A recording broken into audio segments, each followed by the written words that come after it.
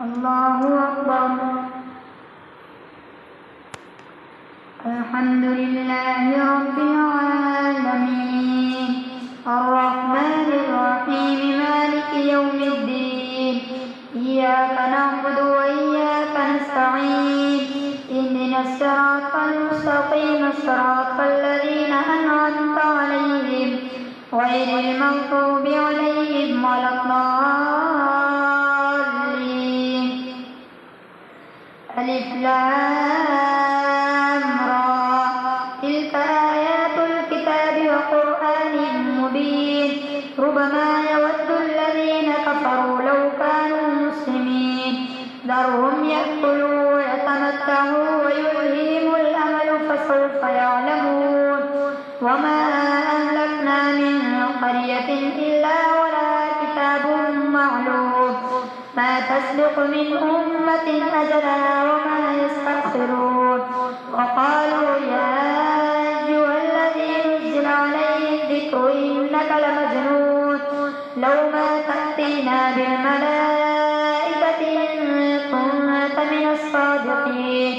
ما ننزل الملائكة إلا بالحق وما كانوا إذا منظرين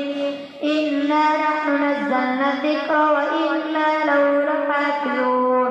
ولقد أرسلنا من قبلك في شيع الأولين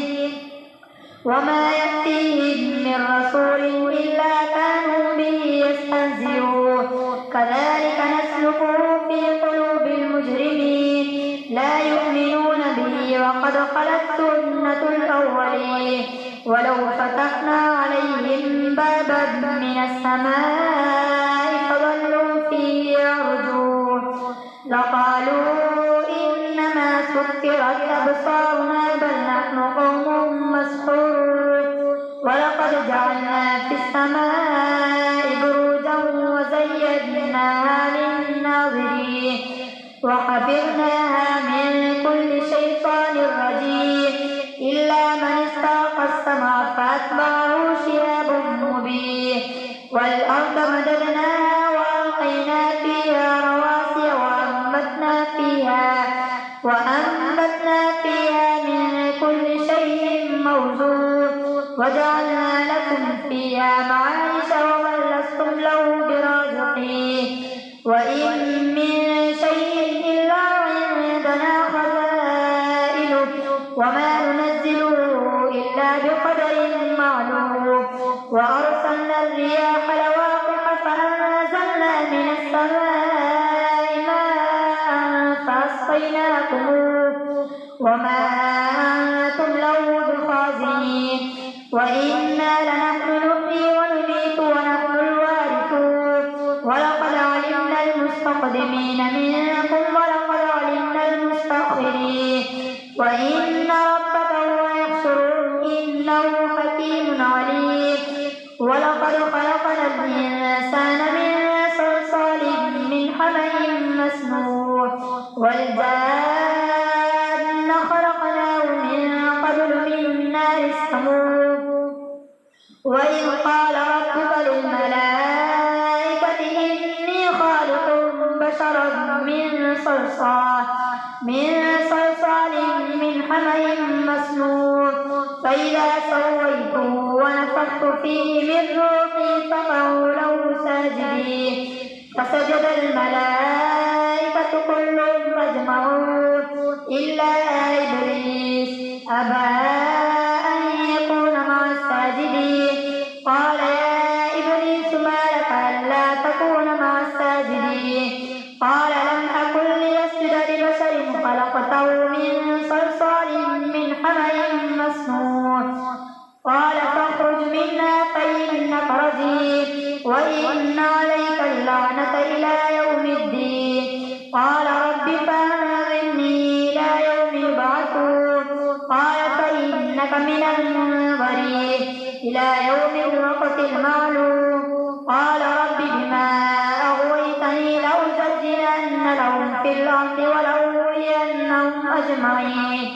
إلا عبادك منهم المخلصين. قال هذا صراط علي مستقيم إن عبادي ليس لك عليهم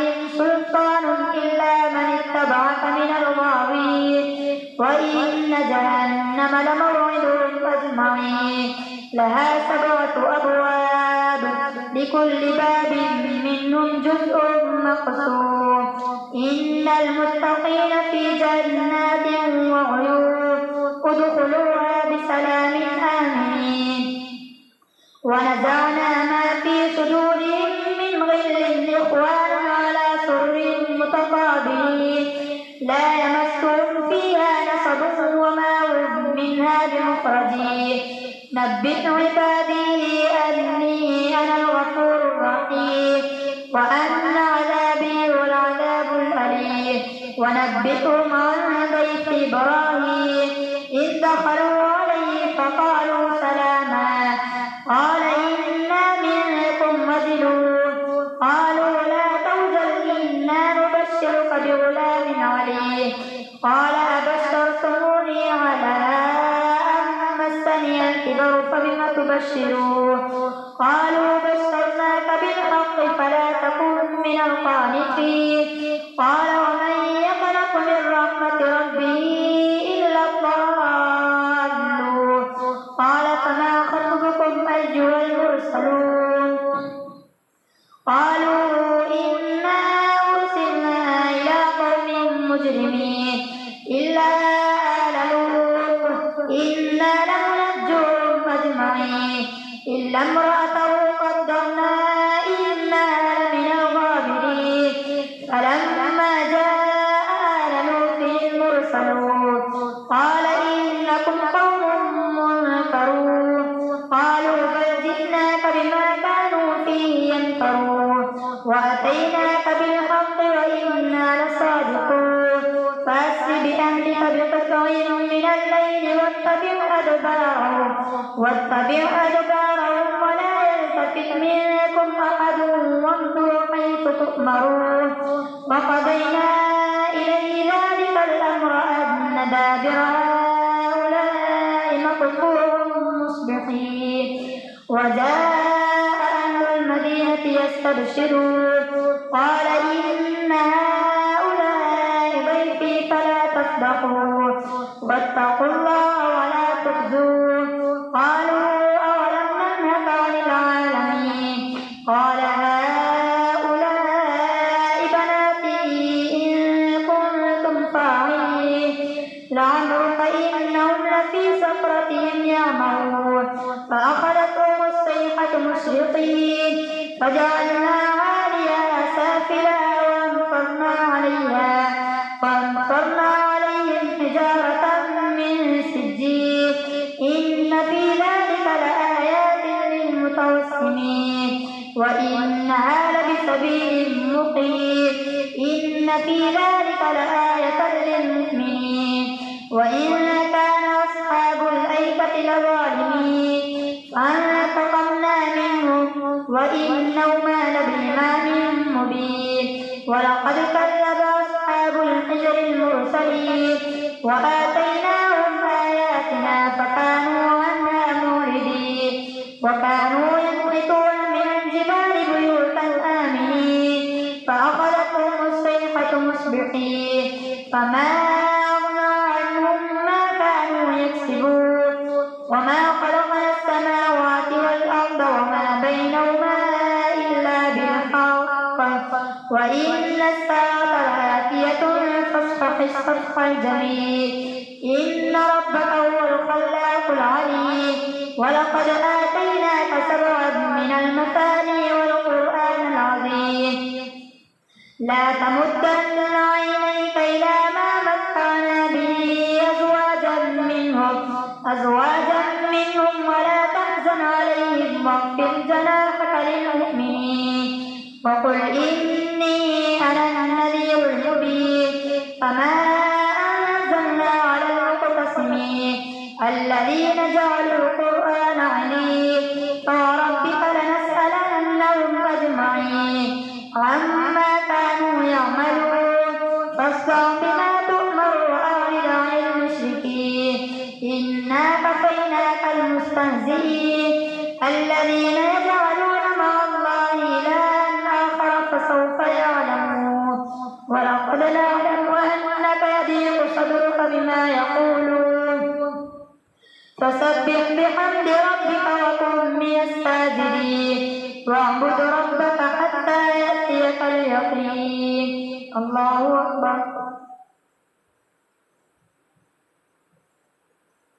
الله لمن حمده الله أكبر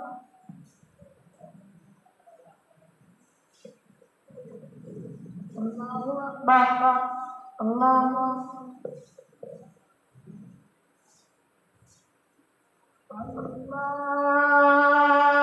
أكبر الحمد لله رب العالمين الرحمن الرحيم مالك يوم الدين إياك نعبد وإياك نستعين اهدنا الصراط المستقيم صراط الذين أنعمت عليهم غير المغضوب عليهم ولا الضالين أتى أمر الله فلا تستعجلوه سبحانه وتعالى عما يشركون ينزل الملائكة بالروح من أمره على من يشاء من عباده أن أنذروا أنه لا إله إلا أنا فاتقون خلق السماوات والأرض بالحق تعالى عما يشركون خلق الإنسان من نطفة فإذا هو خصيم مبين والأنعام خلقها لكم فيها دفء ومنافع ومنها تأكلون ولكم فيها جمال حين تريحون وحين تسرحون وتحملوا أثقالكم إلى بلد لم تكونوا بالغيه إلا بشق الأنفس إن ربكم لرؤوف رحيم والخيل والبغال والحمير لتركبوها وزينة ويخلق ما لا تعلمون وعلى الله قصد السبيل ومنها جائر ولو شاء لهداكم أجمعين هو الذي أنزل من السماء ماء لكم منه شراب ومنه شجر فيه تسيمون ينبت لكم به الزرع والزيتون والنخيل والأعناب ومن كل الثمرات إن في ذلك لآية لقوم يتفكرون وسخر لكم الليل والنهار والشمس والقمر والنجوم مسخرات بأمره إن في ذلك لآيات لقوم يعقلون وما ذرأ لكم في الأرض مختلفا ألوانه إن في ذلك لآية لقوم يذكرون وهو الذي سخر البحر لتأكلوا منه لحما طريا وتستخرجوا منه حلية تلبسونها وترى الفلك مواخر فيه ولتبتغوا من فضله ولعلكم تشكرون وألقى في الأرض رواسي أن تميد بكم وأنهارا وسبلا لعلكم تهتدون وعلامات وبالنجم هم يهتدون أفمن يخلق كمن لا يخلق أفلا تذكرون وإن تعدوا نعمة الله لا تحصوها إن الله لغفور رحيم والله يعلم ما تسرون وما تعلنون والذين يدعون من دون الله لا يخلقون شيئا وهم يخلقون أموات غير أحياء وما يشعرون أيان يبعثون إلهكم إله واحد فالذين لا يؤمنون بالآخرة قلوبهم منكرة وهم مستكبرون لا جرم أن الله يعلم ما يسرون وما يعلنون إنه لا يحب المستكبرين وإذا قيل لهم ماذا أنزل ربكم قالوا أساطير الأولين ليحملوا أوزارهم كاملة يوم القيامة ومن أوزار الذين يضلونهم بغير علم ألا ساء ما يذرون قد مكر الذين من قبلهم فأتى الله بنيانهم من القواعد فخر عليهم السقف من فوقهم وأتاهم العذاب من حيث لا يشعرون ثم يوم القيامة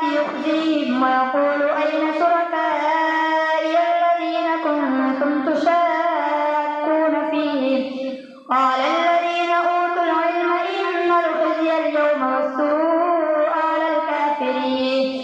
الذين تتوفاهم الملائكة ظالمي أنفسهم فألقوا السلم ما كنا نعمل من سوء بلى إن الله عليم بما كنتم تعملون فادخلوا أبواب جهنم خالدين فيها فلبئس مثوى المتكبرين وقيل للذين اتقوا ماذا أنزل ربكم قالوا خيرا للذين أحسنوا في هذه الدنيا حسنة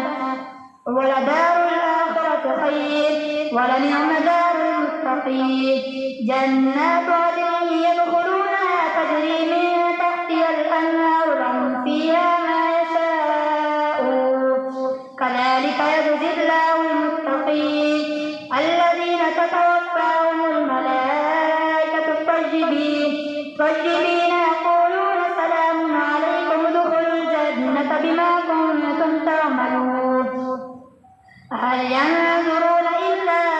أن تأتيهم الملائكة أو يأتي أمر ربك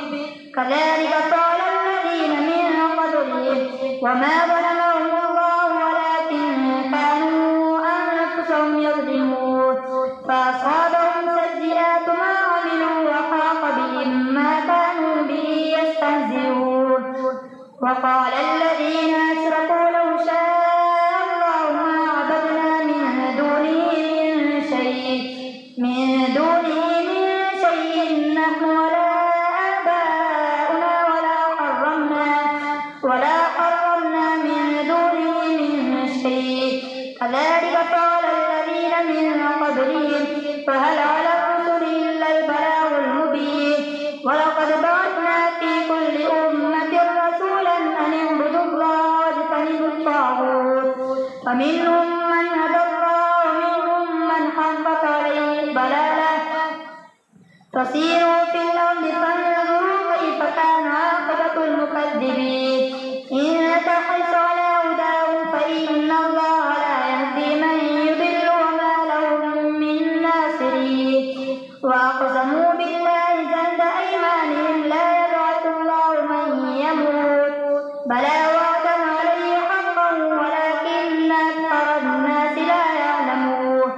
ليبين لهم الذي يختلفون فيه وليعلم الذين كفروا أنهم كانوا كاذبين إنما قولنا لشيء إذا أردناه أن نقول له كن فيكون والذين هاجروا في الله من بعد ما ظلموا لنبوئنهم في الدنيا حسنة ولأجر الآخرة أكبر لو كانوا يعلمون الذين صبروا على ربهم يتوكلون وما أرسلنا من قبلك إلا رجالا نوحي إليهم فاسألوا أهل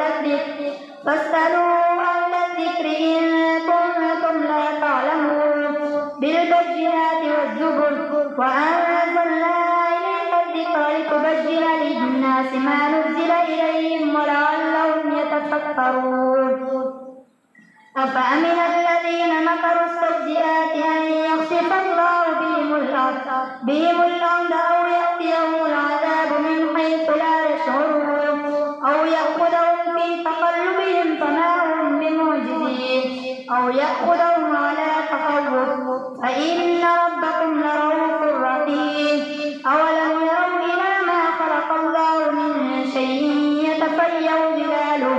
يتفيأ ظلاله عن اليمين والشمائل سجدا لله وهم داخرون ولله يسجد ما في السماوات وما في الأرض من دابة والملائكة وهم لا يستكبرون يخافون ربهم من فوقهم ويفعلون ما يؤمرون الله أكبر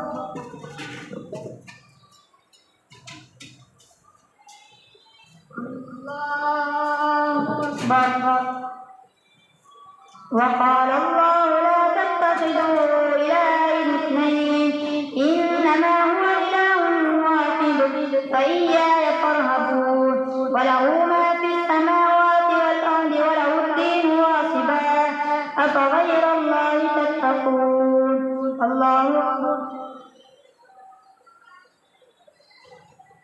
سمع الله لمن حمده الله أكبر الله أكبر الله